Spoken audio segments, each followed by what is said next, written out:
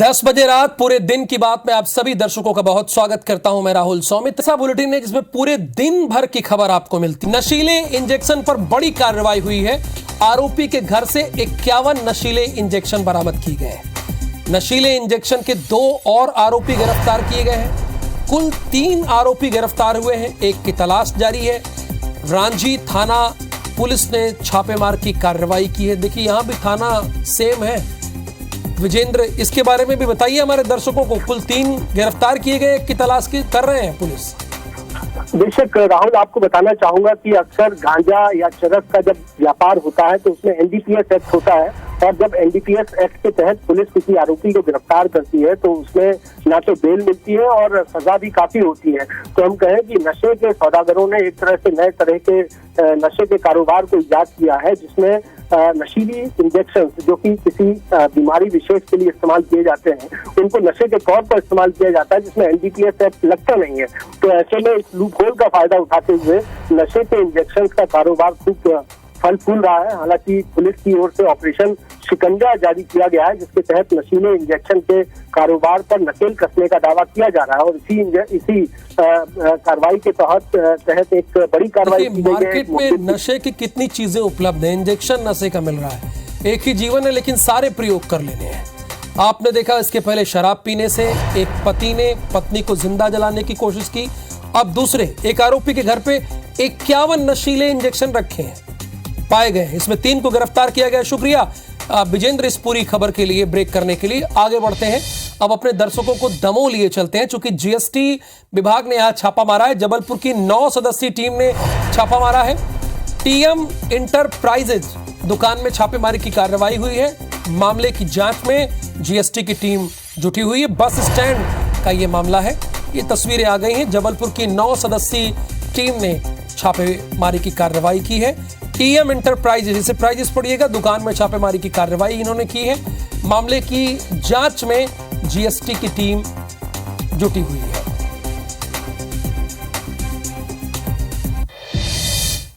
भोपाल में विधानसभा परिसर में संविधान निर्माता डॉक्टर भीमराव अंबेडकर की प्रतिमा स्थापित की गई। प्रतिमा का अनावरण खुद सीएम शिवराज सिंह चौहान ने किया। इस अवसर पर मुख्यमंत्री शिवराज सिंह चौहान ने कहा कि प्रतिमा पथ प्रदर्शन करती है डॉक्टर बाबा साहब अंबेडकर हमारे देश के संविधान निर्माता हैं। आज मुख्यमंत्री, मंत्री और विधायक के रूप में बाबा साहब के कारण ही हम बैठे हैं। बाबा साहब केवल कुछ लोगों के नहीं बल्कि 130 करोड़ जनता की श्रद्धा के केंद्र हैं। ये बिल्कुल ठीक बात है।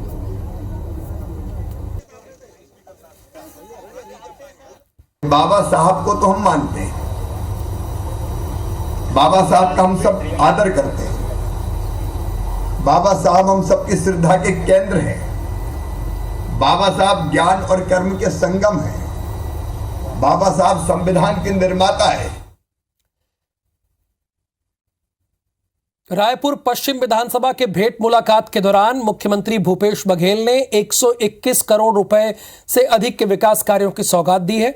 सौंदर्यीकरण, जन सुविधाओं, निर्माण से संबंधित अनेक कार्यों का लोकार्पण और भूमि पूजन किया है।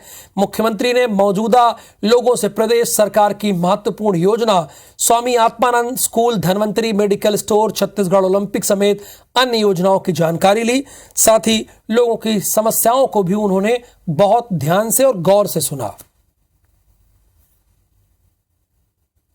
भेंट मुलाकात कार्यक्रम में शासकीय योजनाओं का लाभ ले रहे हैं, उसका अनुभव साझा किए। कांग्रेस इन सालों में 55 साल ही सरकार में रही है, और जो निर्माण कार्य हुए हैं, चाहे स्कूल बने हैं, कॉलेज बने हैं, सड़कें बने हैं, बिजली पहुंच रहा है, विद्युत गृह बने हैं, भिलाई स्टील प्लांट जैसे बने, भाखड़ा नंगल बांध बने हैं, एम्स बने हैं, ट्रिपल आईटी बने हैं, इन सबको इनकार कर रहे हैं।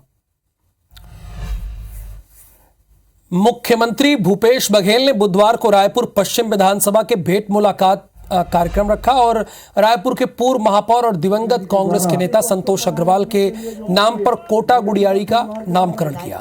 इस मौके पर जिले के प्रभारी मंत्री रविंद्र चौबे, रायपुर पश्चिम के विधायक विकास उपाध्याय, वरिष्ठ विधायक सत्यनारायण शर्मा, अमितेश शुक्ला समेत संतोष अग्रवाल परिवार के सदस्य मौजूद थे। कार्यक्रम में मुख्यमंत्री ने संतोष अग्रवाल के पार्टी के प्रति समर्पण और समाज सेवा के कार्यों को याद किया। वहीं संतोष अग्रवाल के बेटे आनंद सिंघानिया ने कहा कि ये उनके और उनके परिवार के लिए गौरव का क्षण है। गुड़ियारी में महतारी चौक का लोकार्पण। अनेक जिम्मेदारियां कांग्रेस पार्टी ने दी और उसको उन्होंने बखूबी निर्वहन किया। ऐसे व्यक्ति के नाम से गुड़ियारी कोटा मार्ग का नामकरण किया गया है। एक छोटा सा प्रयास, और इस प्रयास के माध्यम से संतोष भैया का नाम हमेशा अमर रहेगा। पूरे कोटा एरिया के लिए, पश्चिम विधानसभा के लिए ये गौरव की बात है, सम्मान की बात है कि आदरणीय मुख्यमंत्री जी ने रायपुर शहर के लिए कंट्रीब्यूशन के लिए एक बहुत बड़ी श्रद्धांजलि है और उनका सम्मान है। जांजगीर में यातायात विभाग के आरक्षक ने 500 रुपए का भुगतान लिया, लेकिन रसीद नहीं दी। मामला अब तूल पकड़ रहा है। भाजपा युवा मोर्चा ने एसपी के नाम ज्ञापन सौंपा। यातायात विभाग के जवान के मामले में जांच कर कार्रवाई की मांग की। साथ ही कहा कि 10 दिन के अंदर कार्रवाई नहीं की गई तो मोर्चा के कार्यकर्ता पुलिस प्रशासन का पुतला दहन करेंगे। शिकायत के बाद एडिशनल एसपी ने जांच करने की बात कही है। मामले पर गाड़ी मालिक अमर दुबे का कहना है कि तिलई के पास नेशनल हाईवे की घटना है। आरक्षक ने भूपेंद्र कोसले की हाथापाई भी की है। उक्त आरक्षक के खिलाफ पुलिस अधीक्षक महोदय द्वारा जांच करने उप पुलिस अधीक्षक को आदेश जारी कर दिया गया है। जांच उपरांत जो भी तथ्य पाए जाएंगे उसके आधार पर कार्रवाई की जाएगी। जसपुर जिले का पत्थलगांव इलाका देश में बम्पर टमाटर उत्पादन के लिए जाना जाता है, लेकिन अब यहां की पहचान बदलने वाली है। यहां की पहचान से ही छत्तीसगढ़ को पहचाना जाएगा, जिसके लिए सर्वे का काम शुरू हो गया है।